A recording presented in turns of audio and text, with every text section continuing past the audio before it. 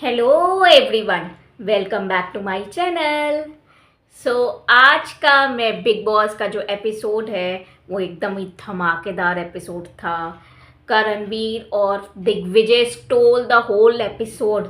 मज़ा आ गया उन दोनों को देख के। कल रिव्यू स्टार्ट करने से पहले मैं बोल देती हूँ कि अगर अभी तक मेरा चैनल सब्सक्राइब नहीं किया है तो प्लीज़ सब्सक्राइब कर लीजिए मेरा चैनल एंड ऐसे ही मेरी वीडियोस को देखते रहिए। बहुत मोटिवेशन मिलता है। अच्छी लगे तो लाइक कर दीजिए एंड आपके सामने अपना पॉइंट ऑफ व्यू प्रेजेंट करने में मुझे बहुत अच्छा लगता है, बहुत मज़ा आता है।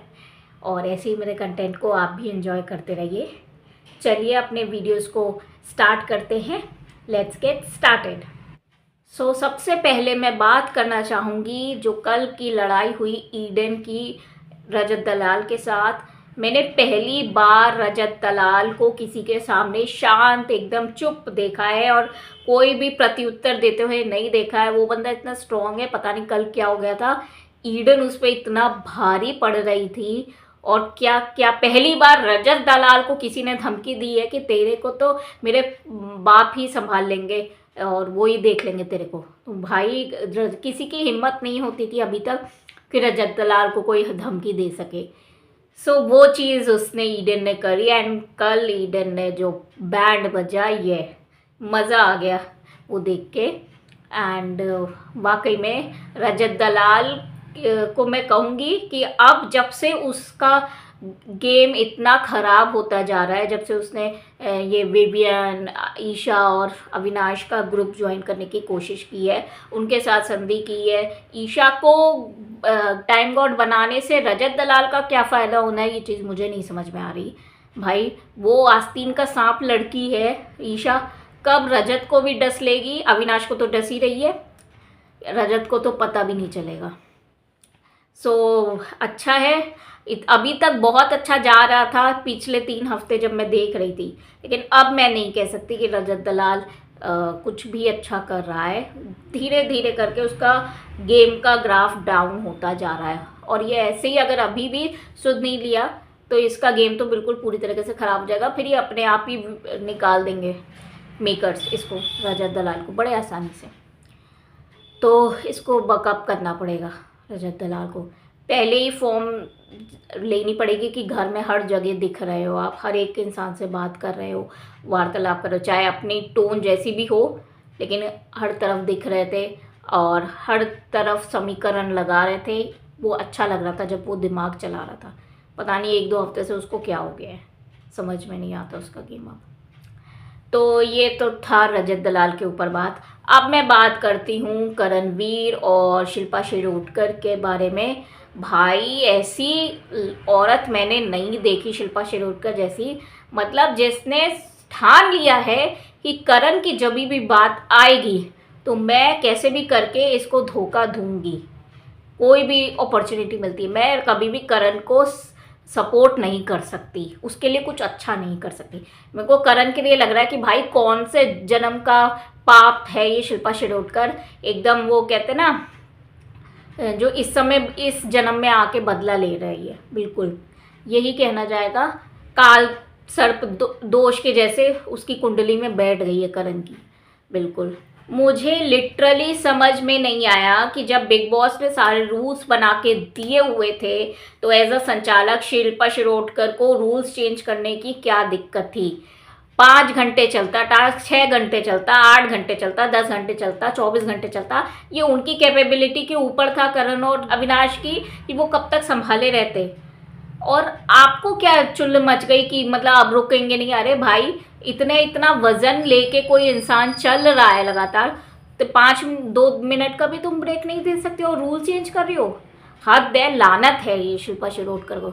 मतलब भाई कुत्ता पालो, बिल्ली पालो, लेकिन शिल्पा शिरोडकर को अपने घर पे मत पालो। बिल्कुल ऐसी ऐसी औरत होती हैं जो आपके सामने आपके पास तो बड़ी अच्छी बनी रहेंगी, लेकिन जब मौका मिलेगा उन्हें कुछ बुरा करने का आपका, तो पीछे नहीं हटेंगी, सबसे पहले वो ही बिगाड़ेंगी आपका काम। ऐसी औरत है शिल्पा शिरोडकर। इसको देख, औरत को देख के ही लगता है मुंह पे झूठ बोल दे, किसी का बुरा करने से पहले चूके नहीं। और भाई इससे तो मतलब पूरी दुनिया को ही बच के रहना चाहिए। बहुत ही गंदी औरत है, घटिया। दिग्विजय ने hats off to you Digvijay, कल वापस से अपना गेम बहुत अच्छा कर लिया। मुंह पे शिल्पा शिरोडकर के बोला कि आप बहुत बेकार औरत हो, घटिया औरत हो। मतलब वाओ, इसे कहते हैं स्टैंड लेना और अपने ओपिनियन को खुल के रखना। यही इसी चीज के लिए दिग्विजय जाना जाता है। और कल बिल्कुल अपॉर्चुनिटी का जैसे कहते हैं ना फायदा उठाना, सही वक्त पे सही समय पे और एकदम सही बात बोलना, वो कल दिग्विजय ने किया है। शिल्पा और भी खराब, जितना खराब बोल सकते थे उतना खराब बोलना चाहिए था। फिर भी मैं कहूंगी दिग्विजय ने बहुत अच्छा बोला, जितना भी बोला। Hats off to you. Avinash के लिए मैं कहूँगी नो डाउट उसने बहुत अच्छी टक्कर दी। हम लोग 10-20 किलो को उठाने में ही इतना मतलब थक जाते हैं अगर थोड़ी देर उठाने का कहा जाए। उसने 4 घंटे तक अविनाश ने ईशा को उठा के रखा, वेल एंड गुड। लेकिन भाई करण का तो मैं हैट्स ऑफ, वो वाकई में खतरों का खिलाड़ी आज कहूंगी कि डिजर्व करता था वो ट्रॉफी। वो बंदा ईशा का तो आप समझ लो 40 से 50 के बीच में वेट होगा, लेकिन ईडन का 75 किलो के आसपास वेट होगा। और 75 किलो की लड़की को 4-5 घंटे तक लगातार उठाए रखना, hats off man, you nailed it. मतलब इतना प्राउड महसूस करती हूँ कल मैं करण के ऊपर भी और दिग्विजय के ऊपर भी कि वो जो उसने शिल्पा शिरोडकर को बोला, इन दोनों ने मेरे को मतलब जैसे छाती एकदम चौड़ी कर दी। वो दोनों, इन दोनों ने काम किया है। मज़ा आ गया कल का एपिसोड देख के। और मतलब वो कहते हैं ना, करण के साथ जब धोखा किया शिल्पा शिरोडकर ने और एकदम से मैं करण को बाहर करती हूँ, ईडन को बाहर करती हूँ, मैं अपना निर्णय सुनाती हूँ, ईशा बनती है टाइम गॉड। मतलब इतना किलसापन आ रहा था मेरे माइक में। ये लोग तो बहुत कंट्रोल किए, करण और दिग्विजय। मैं नहीं छोड़ती इस शिल्पा शिरोडकर को, लिटरली बता रही हूँ। इतनी गुस्सा आई थी मेरे को इसका एपिसोड देख के।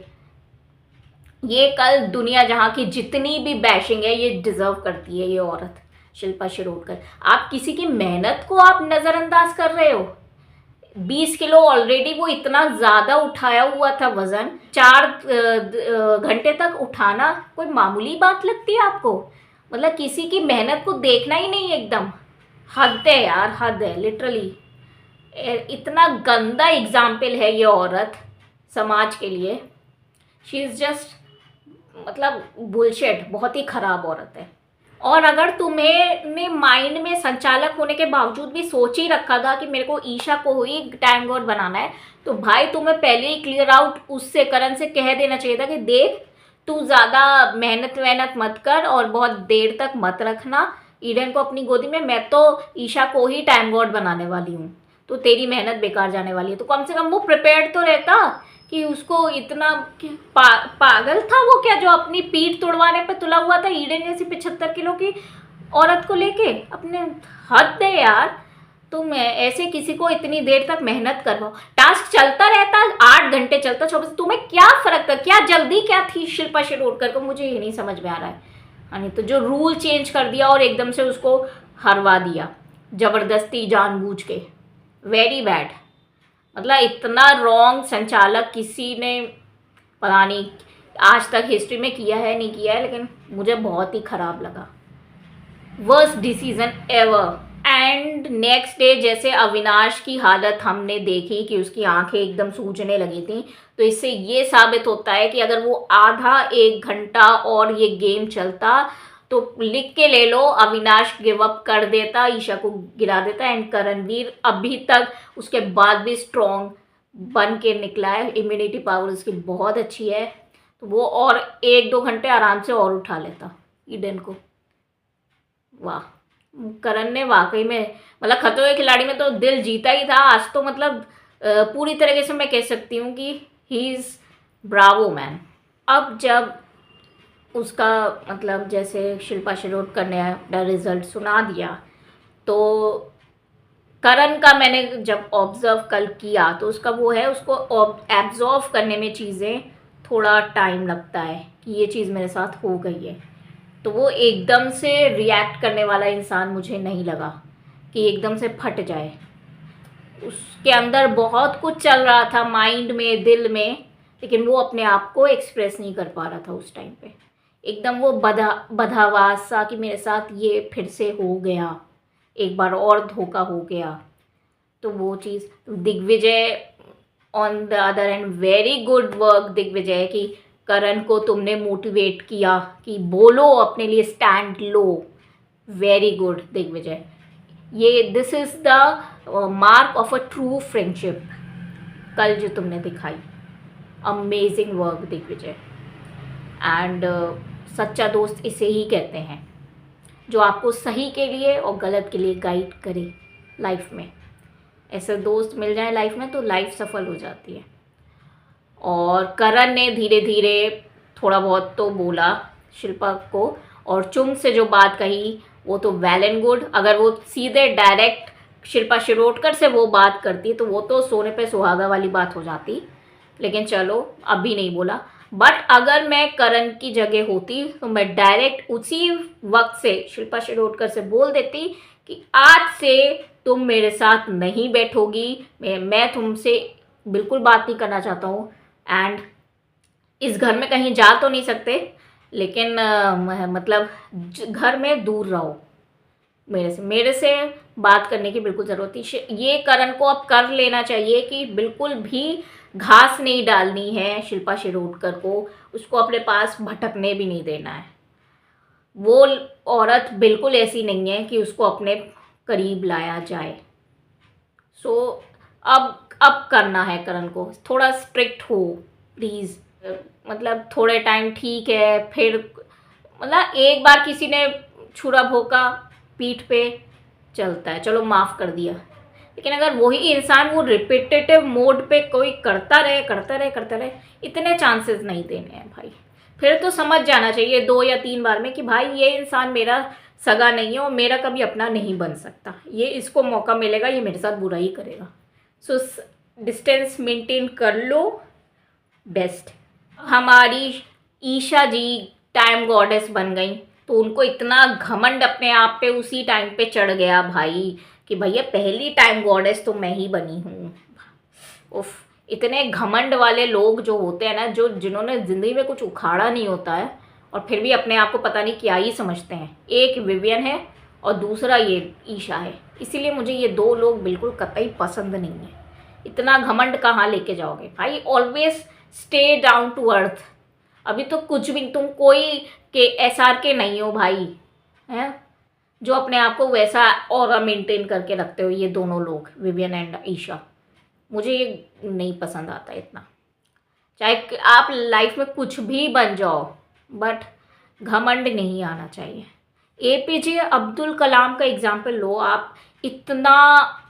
इतना अचीव किया था उन्होंने अपनी लाइफ में, बहुत कुछ अचीव किया है, लेकिन वो उनका मंशा हमेशा यही थी कि मैं लोग का भला करता रहूं।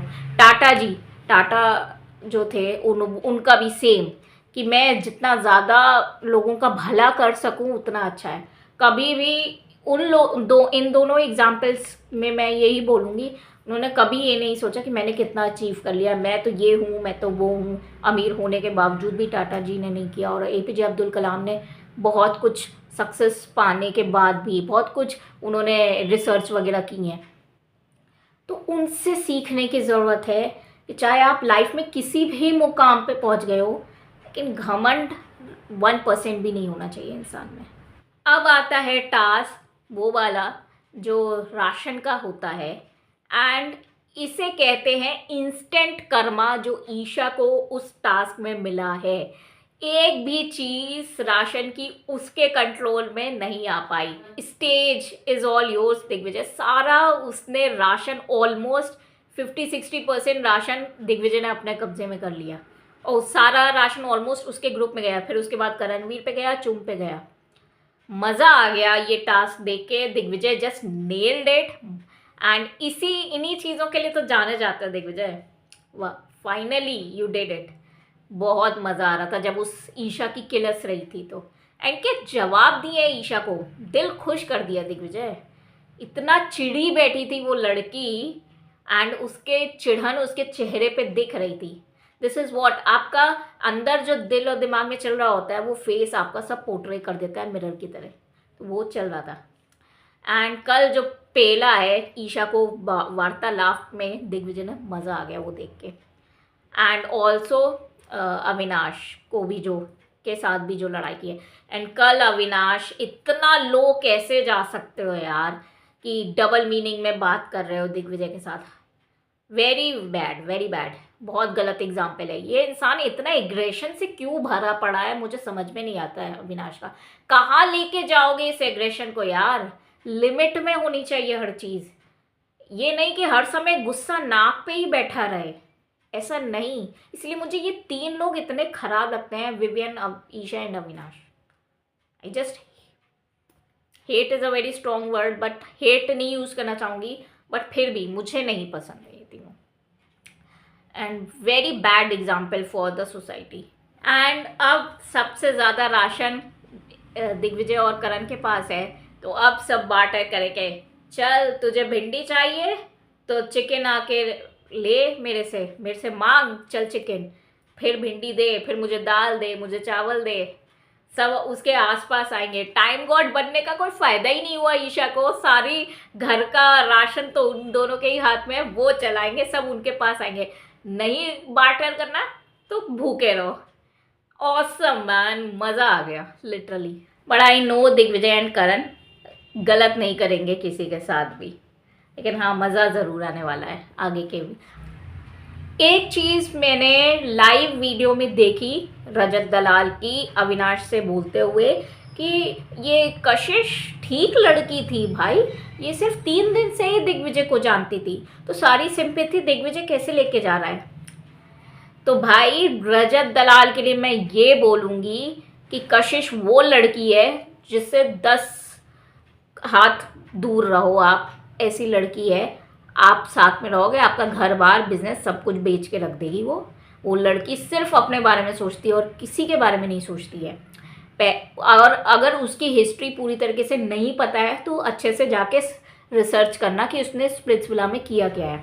उसने स्प्लिट्सविला में अपने लड़के जो उसके साथ कपिल बना हुआ था, दैट इज़ एडी, उसको भी उस पावर आई थी कशिश के पास कि तुम्हें पावर चुननी है कि लव चुनना है।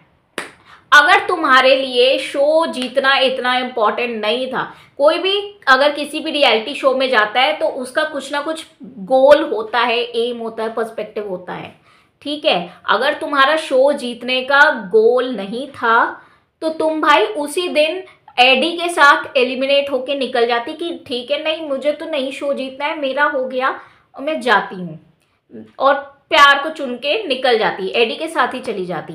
वहाँ पे तुम रिस्पेक्ट गेन कर लेती एंड मे बी नो कोई ट्विस्ट आ जाता तो तुम एडी के साथ बच जाती। वहाँ पे तुमने उसका भी काटा, एडी का, तुम्हारी वजह से वो एलिमिनेट हो गया। तो पहले तुमने यहाँ पे डिच किया एक लड़के को, तो तुम गलत हो, ठीक है। सेकेंड, तुम्हें पावर चुनने की ज़रूरत ही नहीं थी। सेकेंड बात मैं बोलूँ, दिग्विजय उन्नति के साथ उस टाइम पे खेलना चाहता था, मेकर्स उन्नति को वापस नहीं लेके आए। पहले के सीजन्स में ऐसा हो, प्रियांक वाले सीजन में हो चुका है कि प्रियांक को फाइनल में खिलाने के लिए दिव्या को ये लोग मेकर्स लेके आ गए थे। तो ये मेकर्स की चाल थी भाई कि वो दिग्विजय को फाइनल या तो खेलते हुए देखना नहीं चाहते थे, या उसको एलिमिनेट कर देना चाहते थे, या फिर ये चाहते थे कि वो अपना 100% फाइनल में ना दे अगर आ गया तो। और अगर उस दिन वो वाला जो था तो दिग्विजय ने पावर चुनी थी एंड उसके पास कोई कपिल नहीं था, ना उन्नति थी एंड कशिश भी नहीं होती, तो मुझे नहीं पता फिर क्या ट्विस्ट आता, फिर शायद दिग्विजय को भी निकाल देते, एलिमिनेट कर देते, वो तब भी चलता। कोई इंसान खुद से एलिमिनेट होके जाए वो फिर भी बर्दाश्त होता है, लेकिन इससे बुरा अगर कुछ हो सकता है कि इंसान फिनाले में जा रहा है और उसको फिनाले का टास्क ही परफॉर्म करने का मौका नहीं मिल रहा है जस्ट बिकॉज किसी और की मतलब मनी चूज करने की वजह से। इतना तो इंसान में दिमाग होना चाहिए। और मैंने अपनी प्रीवियस वीडियो में भी ये बात बोली है, जो मनी के ऊपर था कशिश का, एक वीडियो बनाई है, go and check it on my YouTube channel, मैं लिंक प्रोवाइड कर दूंगी, कि आप आपका मोटिव हो सकता है, आपके गोल्स हो सकते हैं कि इस शो को नहीं जीतना है, तो उसी दिन एडी के साथ निकल जाते हैं। लेकिन जब आप इस शो में कोई और आता है तो उसका सपना भरपूर हो सकता है कि उसको फिनाले तक जाना है। जिस इंसान ने इस शो को पूरी शिद्दत के साथ खेला है, अपना सब कुछ, साम दाम दंड भेद सब कुछ लगा दिया, अपनी हार्ट सोल माइंड सब कुछ लगा दिया, उस इंसान के साथ आप जीत छीन रही हो, अगर उसकी खेलने का अवसर ही छीन रही हो, तो क्यों नहीं तुम्हें बैश मिलेगा? जरूर मिलेगा, and you deserve every bit of it. तो ये जो बाहर का जो लोगों का गुस्सा तुम्हें झेलना पड़ा है, ये वैलिड है। कशिश को सही नहीं ठहराया जा सकता। इंसानियत नाम की भी तो चीज होती है। अरे भाई, पैसे कमाने थे तो कोई भी और इज्जतदार ईमानदार चीज चुन लेती पैसा कमाने का। यही था कि किसी का हक मार के तुम्हें पैसा कमाना है, तो या तो तुम गलत हो ही हो। ऑब्जर्वेशन नाम की भी तो चीज होती है। तुम 28-29 दिन दिग्विजय के साथ रही, तुमने उसका गेम नहीं देखा क्या? कुछ ऑब्जर्व नहीं किया क्या कि उसने कैसे अपना गेम खेला है? इतनी तो अकल होनी चाहिए ना। तुम किसी का हक कैसे मार सकते हो?